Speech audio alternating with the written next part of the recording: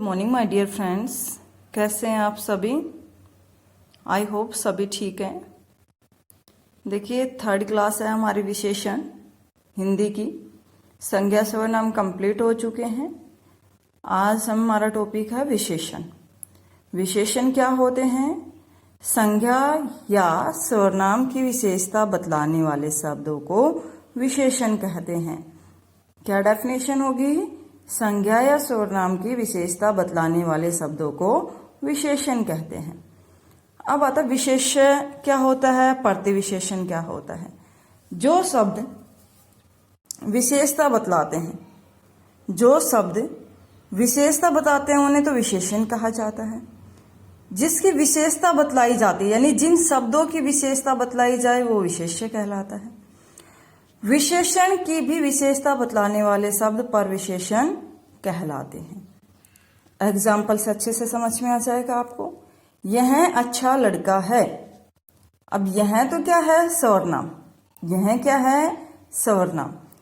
हमने ऊपर डेफिनेशन में पढ़ा, संज्ञा या सर्वनाम की विशेषता बतलाने वाले शब्द। तो यह, वह, उसकी, ये सब क्या है? सर्वनाम है। तो यह अच्छा लड़का है, यह अच्छा लड़का है। किसके बारे में विशेषता बताई जा रही है? लड़का। लड़का क्या हो गया? विशेष्य। जिसके बारे में विशेषता बतलाई जाए विशेष्य कहलाता है। अच्छा क्या हो गया इसका? विशेषण। यह लड़का अच्छा है। लड़का तो हो गया विशेष्य, और लड़का कैसा है? अच्छा। सीता अति सुंदर है। सीता क्या है? संज्ञा। यानी जो संज्ञा और जो सर्वनाम होते हैं वही क्या कहलाते हैं? विशेषण कहलाते हैं। वो विशेष्य कहलाते हैं। संज्ञा या सर्वनाम जिन शब्दों की विशेषता बतलाई जाए वो क्या कहलाते हैं? विशेष्य। सीता विशेष्य हो गया।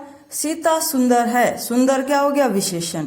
अति, अत्यधिक, ये वर्ड आ जाए अत्यंत तो वो क्या हो जाएगा? प्रविशेषण। वह बहुत तेज दौड़ता है। वह दौड़ता है। वह क्या हो गया? वह के बारे में बताया जा रहा है। वह तो हो गया विशेष्य। तेज दौड़ना विशेषण, और इसके भी आगे बहुत वर्ड आ गया तो ये क्या हो जाएगा? परविशेषण। ठीक है, शायद अच्छे से आपको एग्जाम्पल से समझ में आ गया होगा। नेक्स्ट आते हैं इसके भेद कि विशेषण के भेद कितने होते हैं। तो विशेषण के 4 भेद होते हैं: गुणवाचक, परिमाणवाचक, संख्यावाचक और सार्वनामिक। तो सबसे पहले हम करेंगे गुणवाचक विशेषण। तो गुणवाचक विशेषण क्या होते हैं? वे विशेषण जो संज्ञा या सर्वनाम के गुण, धर्म, स्वभाव आदि का बोध कराते हैं। तो कौन कौन से वर्ड मिले आपको? यदि काल से संबंधित वर्ड मिले, रंग से जितने भी जो रंग आएंगे वो किस में आएंगे? विशेषण में आएंगे। दशा, गुणबोधक, ये सब किस में आएंगे? काल नया है, पुराना है, ताजा है, मौसमी है, प्राचीन है। रंग जितने भी कलर है। दशा मोटा है, पतला है, युवा है, वृद्ध है, गीला है, सूखा है। गुण क्या है? अच्छा है, भरा है, बुरा है, कपटी है, झूठा है, सच्चा है, पापी है, न्यायी है। ये क्या कहलाते हैं? गुणवाचक। सीधा है या सरल है। इसी का ही आकार के बारे में अगर बताया जाए, चौकोर है, नुकुला है, गोल है, लंबा है, चौड़ा है, नुकुला है, सुडौल है, पतला है, मोटा, ये सभी क्या है? आकार का बोध कराते हैं। तो ये गुणवाचक विशेषण में आते हैं। अगर आपको रंग दिखाई दे, दशा, आकार, स्थिति, तो ये क्या हो जाता है? गुणवाचक विशेषण। नेक्स्ट संख्यावाचक। संख्यावाचक जो शब्द संज्ञा या सर्वनाम की संख्या का बोध कराए संख्यावाचक कहलाते हैं। संख्या का बोध कराए, 2 है, 3 है, 4, यानी जिनको काउंट किया जा सके, काउंटेबल जो होता है। 2 भाग होते हैं इसके, 2 प्रकार होते हैं: निश्चित संख्यावाचक, अनिश्चित संख्यावाचक। इनसे निश्चित संख्या का बोध हो वो निश्चित संख्यावाचक कहलाते हैं। जिनसे निश्चित संख्या का बोध ना हो तो वो अनिश्चित संख्यावाचक कहलाते हैं। अब देखिए, निश्चित संख्या क्या होती है? जैसे 10 लड़के, 20 आदमी, 50 रुपए, तो निश्चित संख्या दे देना जिनको हम काउंट कर सकते हैं। कुछ आदमी चले गए, आदमी के आगे क्या लगा दिया? कुछ, लेकिन हमें कंफर्म नहीं है कितने हैं। तो कंफर्म नहीं है तो कितना हो जाएगा? अनिश्चित संख्यावाचक। सब कुछ समाप्त हो गया, सब कुछ समाप्त हो गया। कुछ लोग आए थे, तो आदमी, लोग, समाप्त, तो ये क्या है? अनिश्चित संख्यावाचक। परिमाणवाचक जिसको मापा तोला जा सके। जिन विशेषणों से संज्ञा सर्वनाम के परिमाण का बोध होता है। परिमाण मतलब जिसको मापा तोला जा सके, परिमाणवाचक विशेषण कहलाते हैं। सेम इसके भी दो भेद होते हैं। दो कौन कौन से? निश्चित परिमाण बोधक और अनिश्चित परिमाणवाचक। तो निश्चित में जिसमें निश्चित मात्रा का बोध हो। निश्चित मात्रा जैसे 10 किलो घी, जैसे घी है, गेहूं है, ये सब मापा तोला जाता है इनको। तो मापा, देखिए काउंट तो किया नहीं जाता गेहूं और जो घी होता है, कैसे काउंट करेंगे आप? चीनी है, काउंट नहीं हो सकती ना, काउंट नहीं हो सकती तो क्या आएगा? परिमाणवाचक, क्योंकि इनको मापा तोला जाता है। यानी जो चीज तोल के भाव में आती है वो सब किस में आएगा? परिमाणवाचक में आएगा। अनिश्चित, घी और दूध, कौन सा हो गया भाई? घी और दूध को मापा तोला जाता है तो परिमाणवाचक हो गया। लेकिन बहुत और थोड़ा लगा दिया तो क्या हो गया? अनिश्चित परिमाणवाचक। सार्वनामिक विशेषण, सार्वनामिक विशेषण यानी जो पुरुषवाचक जो सर्वनाम होते हैं, मैं, तू, वह के अतिरिक्त जब अन्य सर्वनाम किसी संज्ञा से पहले आते हैं तो सार्वनामिक विशेषण कहलाते हैं।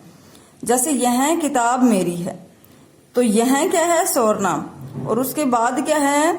संज्ञा, यानी संज्ञा से पहले क्या लगा हुआ है? सर्वनाम लगा हुआ है, तो क्या हो जाएगा? सार्वनामिक विशेषण। वह घर आपका है, घर क्या है? संज्ञा, और वह क्या है? सर्वनाम। संज्ञा से पहले सर्वनाम आ जाए तो कौन सा होगा? सार्वनामिक विशेषण। आता विशेषण की तुलनावस्था, यानी कितनी अवस्था होती है? सुना भी होगा आपने, जैसे मूलावस्था, उत्तरावस्था और उत्तमावस्था। मूल जो होते हैं शब्द, सुंदर, कोमल, महत, उच्च, वहत, वृहत, तो इनके पीछे अगर तर लग गया तो वो उत्तर अवस्था होता है। उत्तर, देखिए इसके पीछे उत्तर रे आ रहा है और इन सब के पीछे भी क्या लगेगा? रे लगेगा। तो उत्तर अवस्था सुंदरतर, कोमलतर, महत्तर, उच्चतर, बृहत्तर, तो ये एक जैसे, मतलब इनके पीछे तर लगा हुआ है। जिनके पीछे तम लग जाए वो उत्तम अवस्था होती है। जैसे सुंदरतम, कोमल का कोमलतम।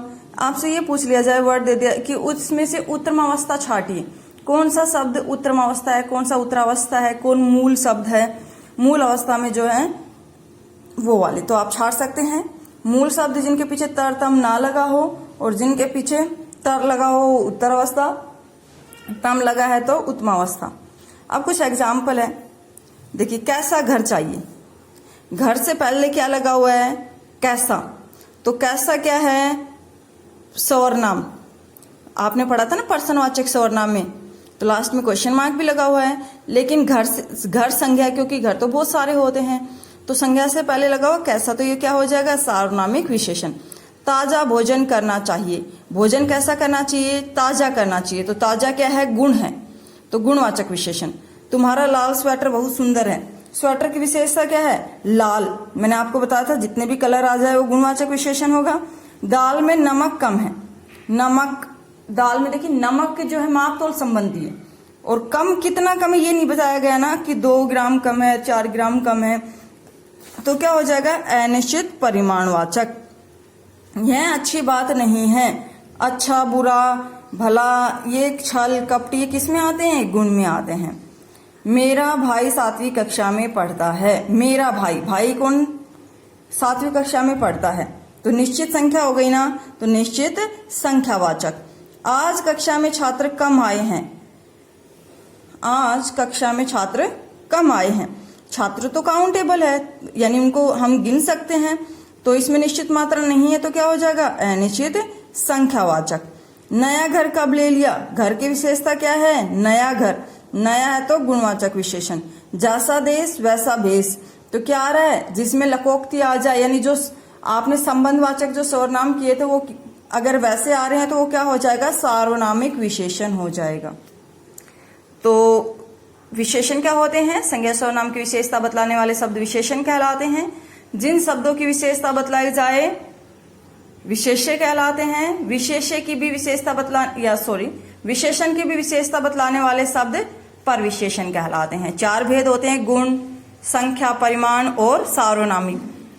वो वर्ड याद कर लेना, इसमें से कौन कौन से हैं। संख्या जिसको काउंट किया जा सके, मापा तोला जा सके, परिमाणवाचक। आई होप यहाँ तक आपको समझ में आ गया होगा। अगर वीडियो पसंद आई है तो लाइक करें, शेयर करें और मेरे चैनल जीवा ऑनलाइन कोचिंग क्लासेस को सब्सक्राइब करें। Thank you class, have a good day.